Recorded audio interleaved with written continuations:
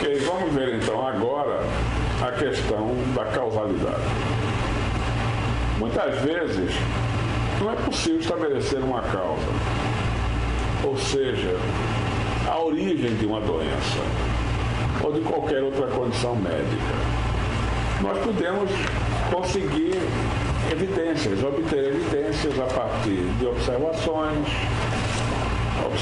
controladas e, por exemplo, nós podemos encontrar uma alta correlação entre fatores que a gente supõe serem causais e uma doença que a gente está estudando.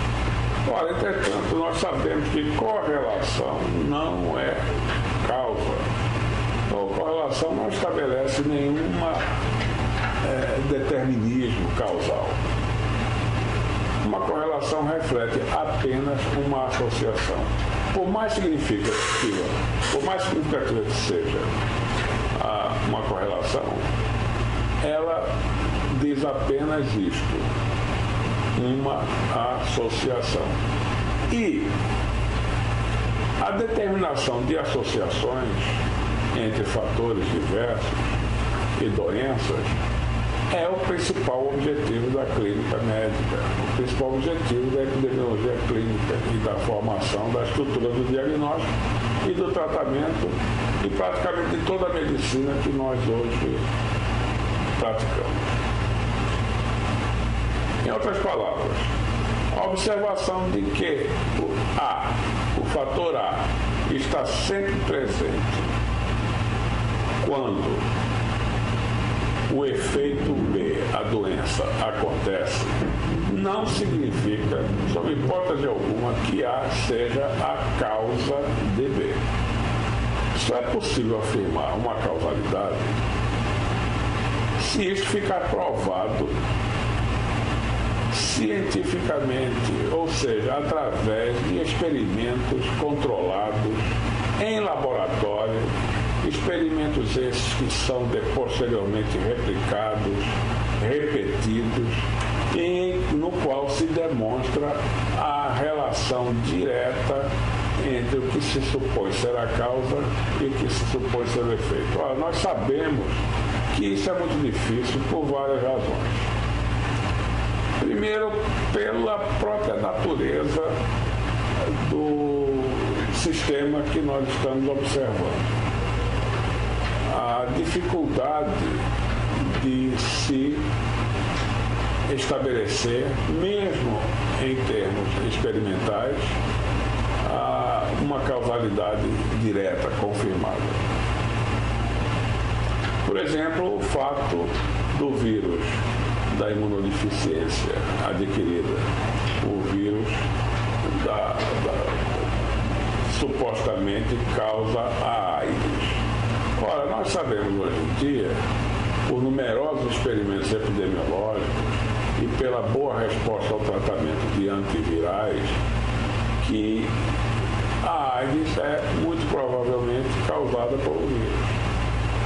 Entretanto, em nenhum momento existe uma prova direta, definitiva, determinística dessa relação.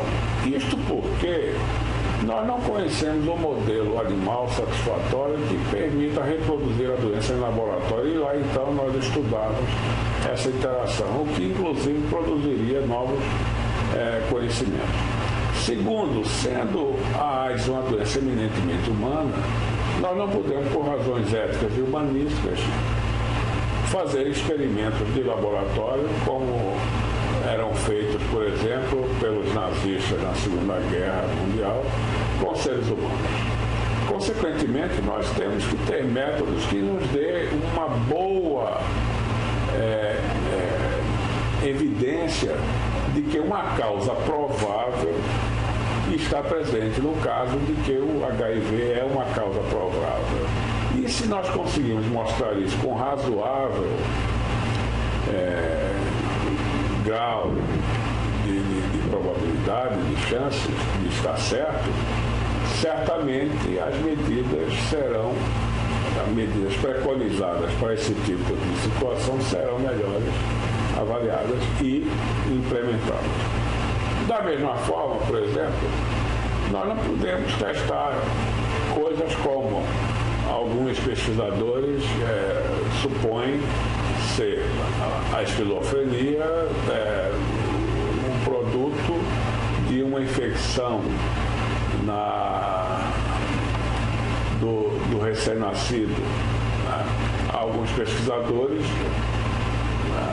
mostram evidências de que esquizofrênicos têm uma maior taxa de nascimento posteriores a uma epidemia de gripe, por exemplo, em que a mãe, ainda na fase de gestação, se infectou com o vírus da gripe e teve a doença.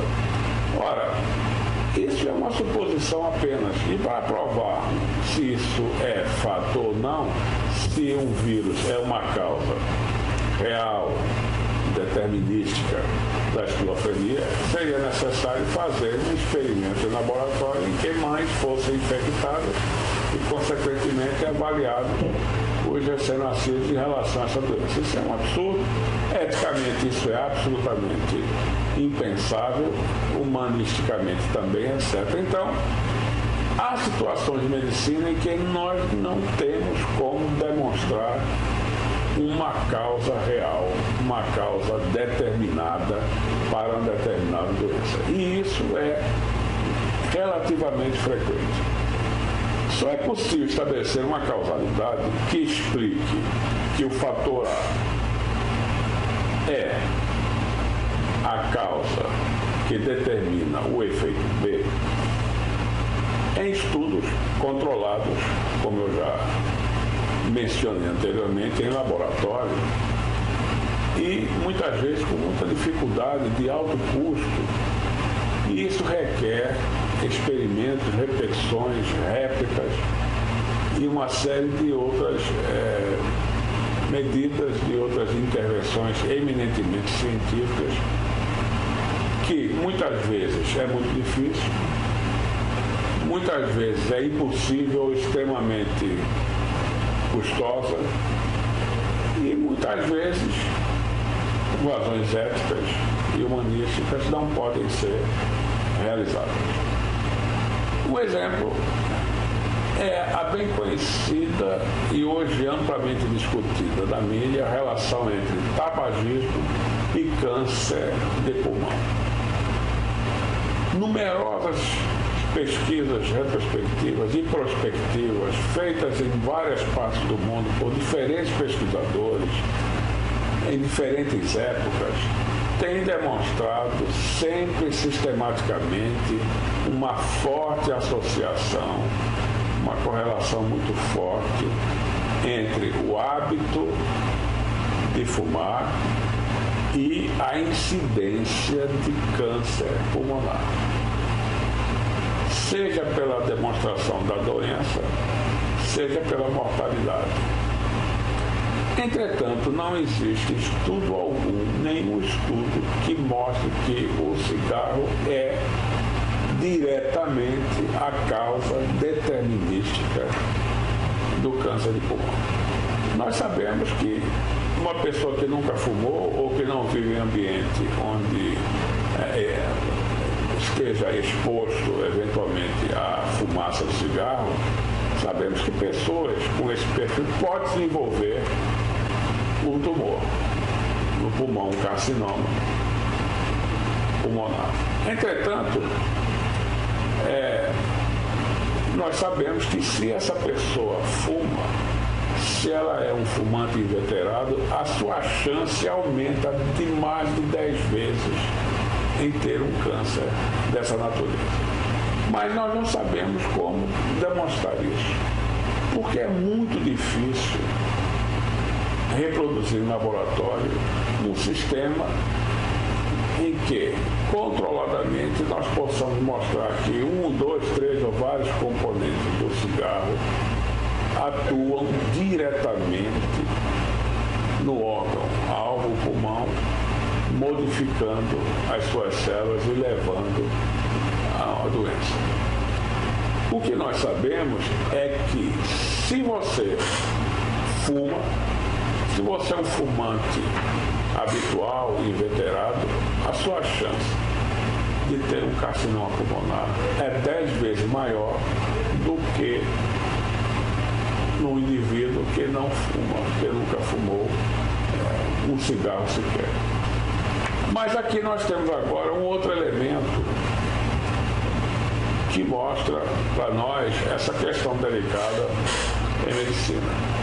Ora, embora o fumo não esteja demonstrado como causa direta, determinada do carcinoma pulmonar, a relação entre uma coisa e outra é tão grande, ela é tão sistemática, que justifica plenamente todas as medidas que nós hoje estamos utilizando para banir o fumo, proteger o indivíduo da exposição da fumaça do cigarro e convencer a população a abandonar esse hábito. Porque isto é sistematicamente provado e não existe nenhum experimento prospectivo ou retrospectivo que negue essa evidência. Entretanto, nós não podemos afirmar, sob hipótese alguma, que o cigarro é a causa direta do câncer. Podemos afirmar que a exposição ao tabaco aumenta muito a chance de um carcinoma pulmonar e de outras doenças, mas o carcinoma pulmonar ela é o mais alto índice encontrado nesse segmento da população. Ora, quando nós avaliamos esse tipo de situação, nós estamos também expostos a um outro grande problema, quando nós estamos determinando uma associação. Esse problema, que é importante vocês saberem, conhecerem isso e estarem alertas para isso, são as chamadas variáveis confundidoras. Variáveis que interferem na observação e são causa de confusão e muitas vezes de erros que podem trazer consequências sérias. Eu vou citar um exemplo bastante conhecido. Nós sabemos que há uma associação muito alta entre tabagismo e cirrose hepática.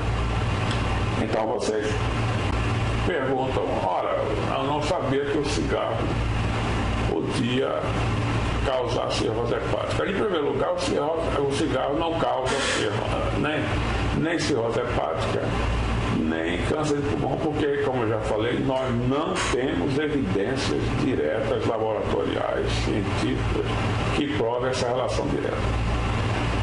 Nós temos uma associação.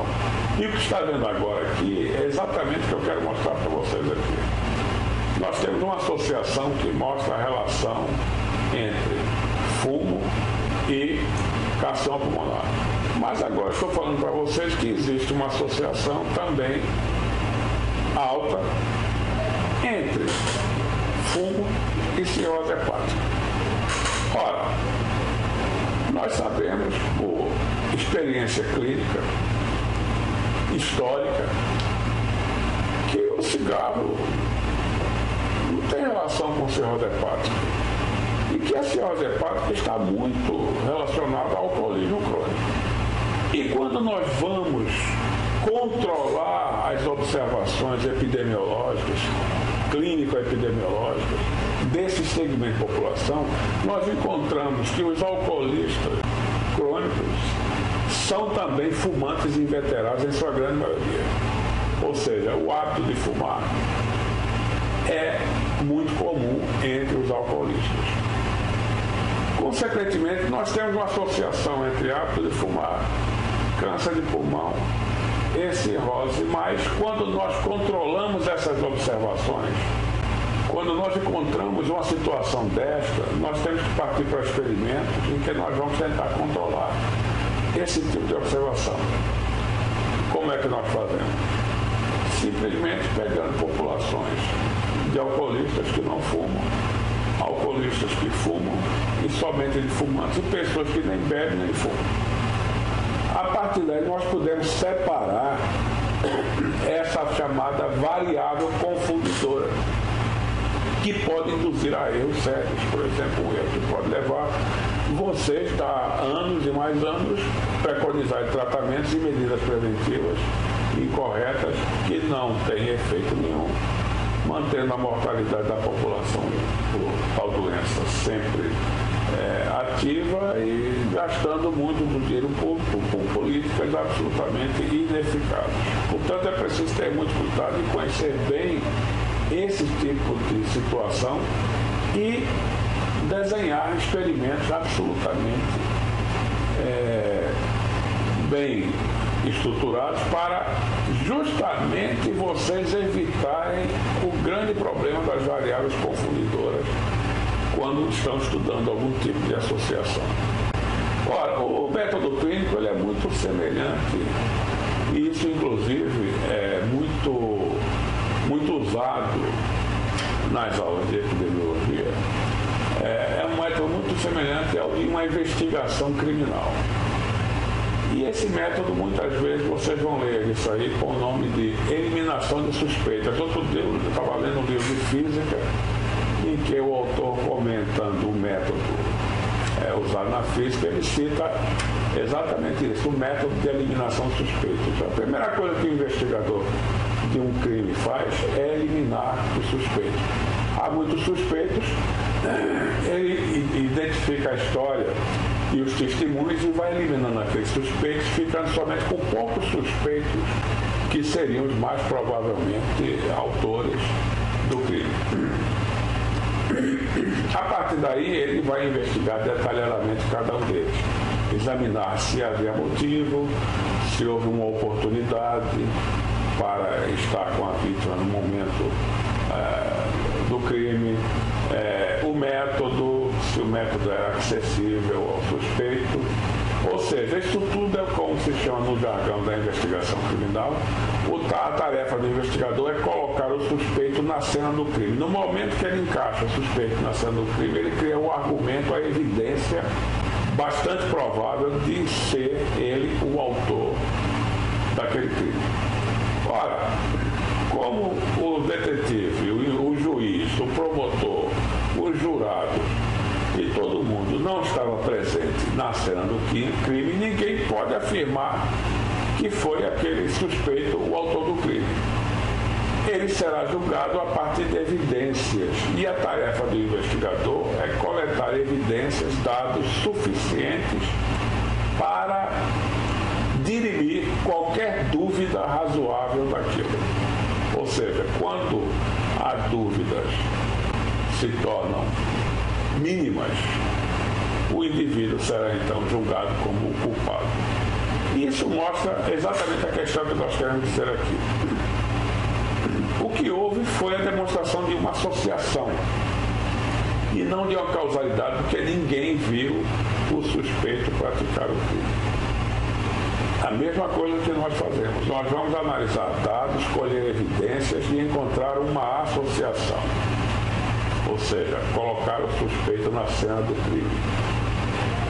E se essa associação e as explicações que nós encontramos, os fatos que nós observamos, a resposta disso aos tratamentos e medidas que nós instituímos, se isso comprova essa associação, se isso afirma a associação, se isso é confiável, nós podemos aceitar esse tipo de evidência como uma causalidade provável, ou seja, isso significa apenas que nós estamos aceitando uma coisa porque ela está acima da dúvida razoável. Em outras palavras, não existem verdades absolutas em ciência, qualquer que seja o ramo da ciência, e em especial a medicina.